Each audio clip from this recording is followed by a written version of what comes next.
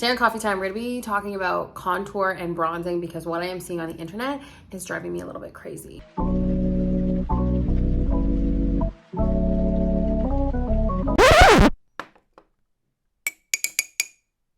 we're going to cover when you would bronze, when you would contour, the difference between cream and powder and when you might grab for them. Do you even need to do both of them? And what the internet's made a mess of it. First and foremost, bronzing and contouring are techniques. They're not products. Theoretically, you can use any product that is in the right shade or tone to contour or highlight. I could use a lipstick, I could use an eyeshadow, I could use a blush. It's not a product. Now in the industry, things have been marketed to say bronzing product, contour stick, and that it's fine. It helps somebody shop, but realistically, they are techniques. They are not products.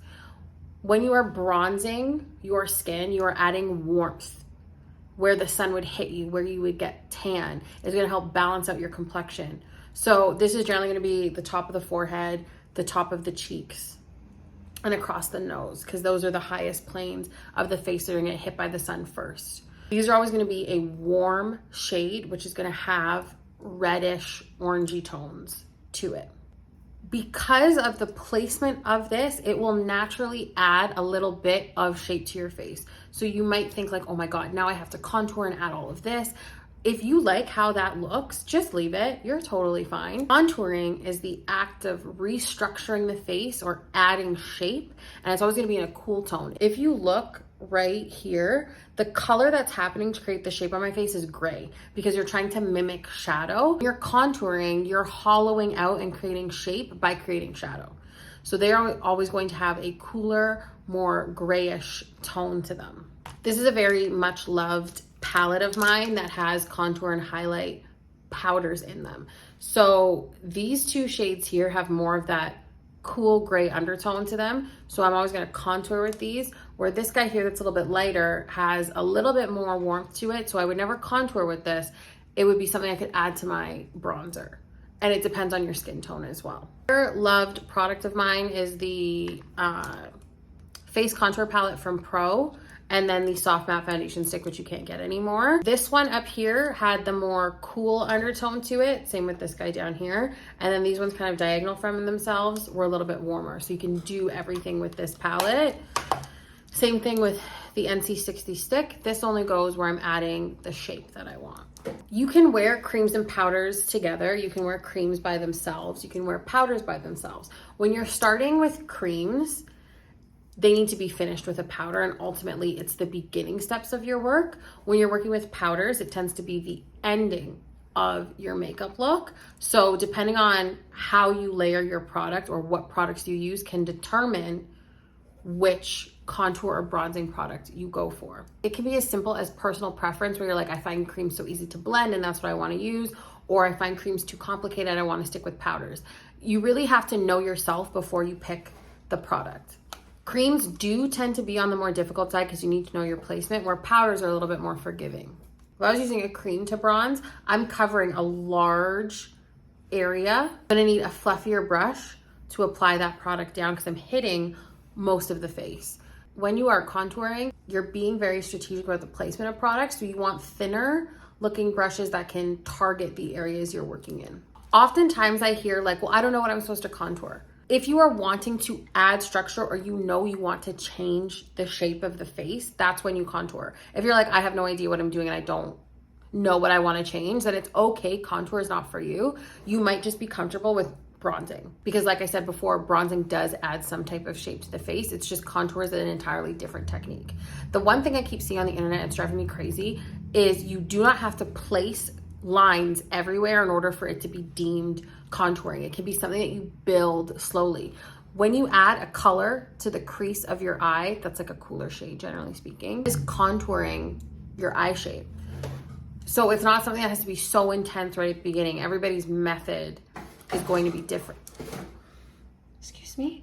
You want a bronzer to look very natural.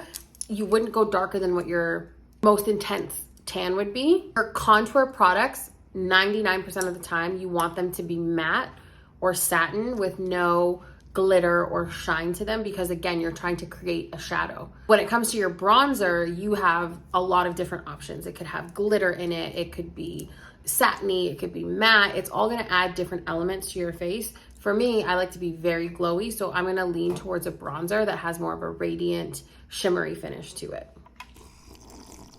If you're more minimalist with your makeup, adding blush, contour, highlight, and bronzer could be too overpowering. So you can pick just 2 of those elements to achieve a really beautiful skin look. And I would recommend doing blush and highlight, or bronzer and blush, or bronzer and highlight. Because when you highlight the cheekbone, and highlighting is paired with contouring, right? It's its partner.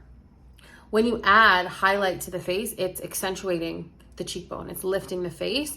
So you will naturally feel a little bit more structure when it's sitting on top of just bronzer. And therefore it's going to feel like, or look like, you've contoured, because it's adding shape to the face. I don't think that contouring is for everybody. I don't think it's necessary for everybody. I would definitely say start with bronzing. Now, if you are super, super fair and you cannot find a bronzer that suits your skin tone because everything goes so orange, then contouring might be in your favor, because you can really structure the face. It's gonna have a little bit of warmth to it. If you were super, super fair, to avoid going muddy, something like this could end up being your contour. So it really depends on what your skin tone is and how you ultimately want your skin to look. But you need to have these starting places. If you have never done contouring and highlighting and bronzing before, you need to go step by step to build your comfort level with it. If you come right out of the gate with all of it, you're gonna be like, this is way too much. I can't upkeep this. I look like a clown. And that's okay. On the topic of highlighter so for me, I use it to add dimension and glow to the face. So my skin looks super like dewy and wet looking. I'm not so much doing it to elevate my cheekbones. However, if you wanted to do that, that's where you could pick up something like these guys. Accentuate the cheekbone from a face structure perspective. If you're somebody who's like, I really want to get into contouring, but everything seems overwhelming, powders are going to be your best friend, because they're the most forgiving and they're the easiest to work with. Little bit of bronzer, little bit of contour, and that's it. Take your favorite highlighter, put it on top. It doesn't have to be as complicated as all of this sounds or as you see on the internet, but there's definitely a time and place for every aspect of it. One of the biggest mistakes, not even mistakes, it's just there's a better practice. People have forgotten that makeup still has techniques behind it for a reason at the end of the day. Yes, anybody can put makeup on for their enjoyment, but there are professionals in the field for a reason. So when it comes to cream, and this applies to like a lot of different makeup aspects, when it comes to cream contour or cream bronzer, we know that we want to cover this whole area, but cream product blends out and it has to move.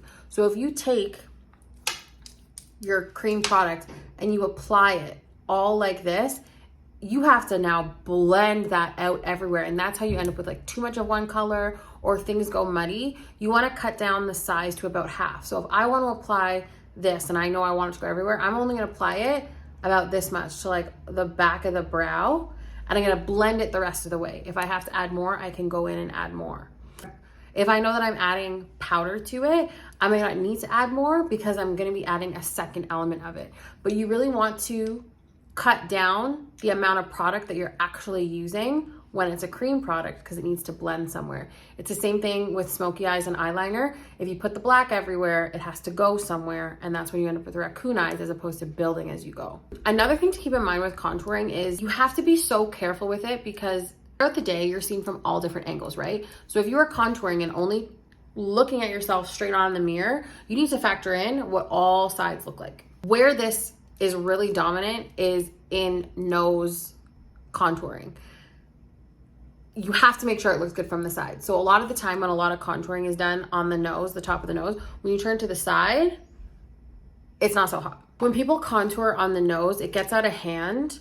You really want to be contouring on the top of the nose, not on the sides here. It's just the way that the nose works. It accentuates the fact that the nose comes out here. You want to bring your highlight concealer or highlight powder up to meet the sides. Also, you don't need to be contouring your nose. I don't even like that. That's too much. You don't have to contour your nose. You don't need to change the shape of it. Sometimes just bronzing the nose and having a little bit of color on there pulls the whole face in together. Reshaping the nose isn't always necessary. You can do the slightest, I'm talking like just dipped into the powder, a little bit here, a little bit right on the tip.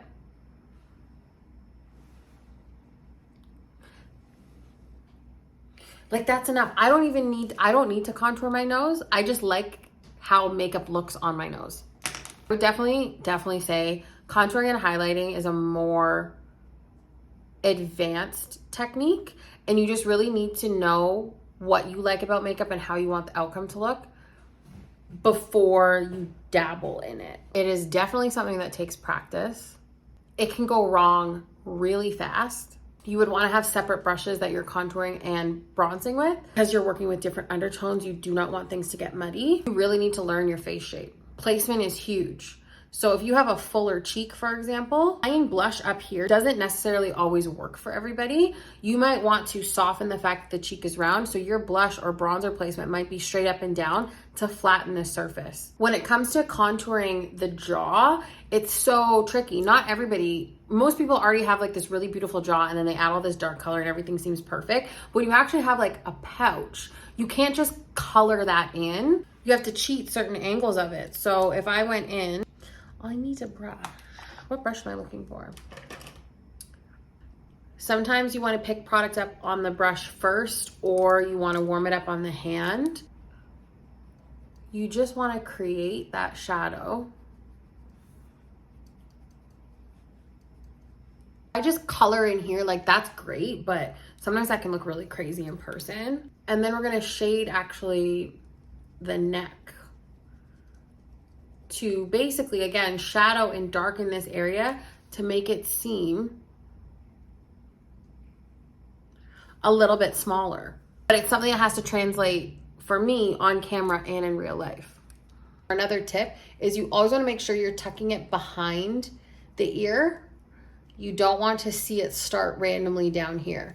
The whole thing behind makeup is not seeing where it starts or ends. That is a great makeup look. When a makeup look looks all together, you don't really know what you're looking at, but everything looks so great. That's the ultimate perfected makeup look. You want a seamless transition between all of these products, right? So this is a cream bronzer, cream contour, cream blush, powder bronzer, highlight cream, highlight powder, right? They all serve their purpose. They all add dimension. How rude. That's how I get dimension and long wear out of my makeup, but it might not be necessary for you to do it. Contouring has made people literally insane. And I think filters are paired with that as well. Just be kind to yourself at the end of the day. Half these people you see online don't actually look like this in real life. I hope you enjoyed this video. I hope you learned some tips and tricks about contouring and highlighting. As always, let me know in the comments below what you want to hear me talk about next. If you don't already, follow me on TikTok, here on YouTube, and follow me on Instagram as well, all at Miss Megan Robinson. And until then, I'll see you next time.